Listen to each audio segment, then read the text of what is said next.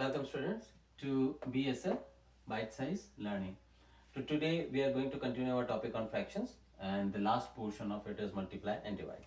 We have already learned about the numerator, denominator, how do we find the greater among the two fractions, addition and subtraction. Now because multiplication and division is relatively simple, we will cover that in one topic, class. So let's take the same example. The previous example that we used is we have two fractions, 1 by 3 and 1 by 5. Now if you want to multiply these two, we, right? So in case of fractions, numerator multiply by numerator and denominator multiply by denominator. So when you multiply 1 by 3 and 1 by 5, it will be 1 times 1 and 3 times 5, it is 1 times 15. So the answer is 1 by 15.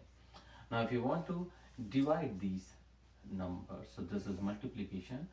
If you want to divide 1 by 3 by 1 by 5, so how do we write, how do you do it? When you do a division,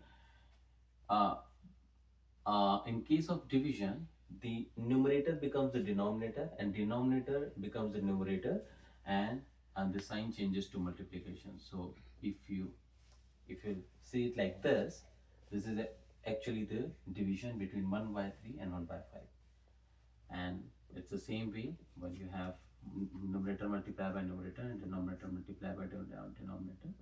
The answer is 5 by 3. Thank you.